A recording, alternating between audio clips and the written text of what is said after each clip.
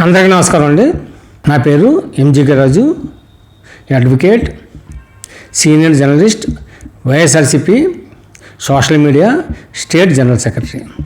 ఈరోజు మనం ఈ వీడియోలో వైఎస్ఆర్సీపీ కార్యకర్తలకి పార్టీకి మధ్య ఎందుకు దూరం పెరిగిపోయింది, ఆ దూరం తగ్గించడానికి జగన్ గారు దిద్దుబాటు చర్యలు ఏం చేశారు అనేదాన్ని మనం ఈ వీడియోలో తెలుసుకుందాం. వైఎస్ఆర్సీపీ పార్టీలో కార్యకర్తలే ముఖ్యమని ప్రతి వేదిక మీద కూడా ఊకదంపుడు ఉపన్యాసాలు ఇవ్వటం జరిగింది. కానీ వాస్తవంలో అలా లేదు. గ్రామస్థాయిలో ఎవరైతే పార్టీ జెండాని భుజాన్ని మోసారో ఆ సామాన్య కార్యకర్తకు గౌరవం లభించలేదు. దాంతో వాళ్ళు చాలా బాధపడి ఆవేదన వ్యక్తం చేశారు. అయినా సరే జగన్ గారి మీద ఉన్న అభిమానంతో పార్టీని అంటిపెట్టుకుని ఉన్నారు. ఈ కార్యకర్తలకి దూరం అవడానికి కారణం ఏంటంటే ఈ గతంలో ఉన్న ఎమ్మెల్యేల చుట్టూ ఉండే కోటరీ, అలాగే ఈ భజన్ బ్యాచ్ ఈ కార్యకర్తలను పక్కన పెట్టి, అలాగే ద్వితీయ శ్రేణి తృతీయ శ్రేణి నాయకులందరినీ కూడా పక్కన పెట్టడం జరిగింది. దీంతో ఈ ద్వితీయ తృతీయ శ్రేణి కార్యకర్తలని అణచివేయబట్టడం జరిగింది.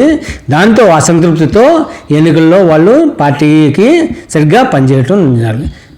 ఎన్నికలని మనం ఓటమి చెందాం.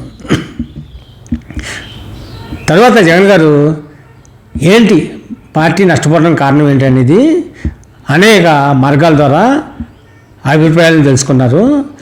ఆయన దృష్టిలోకి ఏదైనా పార్టీ పదవి ఇవ్వాలన్నా, అలాగే ఈ పనులు ఇవ్వాలన్నా ఈ ఎమ్మెల్యేల చుట్టూరు ఉన్న కోటరీ పెత్తనం చేయడం వలన ఈ పార్టీకి నాయకులకు మధ్యన దూరం పెరిగిపోయిందనేది ఆయన తెలుసుకున్నారు. ఈ భజన బృందం ప్రతిరోజు తమ స్థానిక ఎమ్మెల్యేల దగ్గరికి వెళ్ళి తాము తోపు పార్టీ బ్రహ్మాండంగా ఉంది, పార్టీ అంతా మన వెనకాల ఉందని ఇది చెప్పటం వలన అసలు విషయాలు ఈ పార్టీ ఎమ్మెల్యేలకు తెలియకపోవడం వలన జరగవలసిన డ్యామేజ్ జరిగిపోయింది. ఎన్నికలు వచ్చినాయి, మన పార్టీ ఓడిపోవటం జరిగింది. ఆ ఓడిపోవటం కూడా చాలా దారుణం, ఎవరు ఊహించిన విధంగా జరిగింది. దానికి కారణం ఓ పక్కన ఈ చంద్రబాబు అబద్ధాలు, దానికి తోడు మన పార్టీ బలహీనపడతాం అనేది తెలుసుకుని జగన్ గారు దిద్దుబాటు చర్యలు మొదలుపెట్టారు. అందుకే ఒక పక్క మన వైఎస్ఆర్సీపీ పార్టీని బలోపేతం చేయడం, మరొక పక్క పార్టీ యొక్క అనుబంధ విభాగాలను కూడా బలోపేతం చేసి ఈ కార్యకర్తలు, ద్వితీయ శ్రేణి నాయకులు, అలాగే తృతీయ శ్రేణి నాయకులు అందరికీ కూడా పదవులు వచ్చేలాగా చూడటం జరిగింది.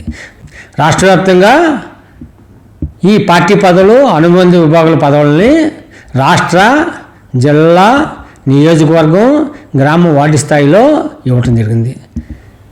పార్టీ పదవులు అలాగే పార్టీ అనుబంధ విభాగాల పదవుల్లో ఈ కార్యకర్తలు, ద్వితీయ శ్రేణి నాయకులు, తృతీయ శ్రేణి నాయకుల్ని ఇవ్వటం జరిగింది.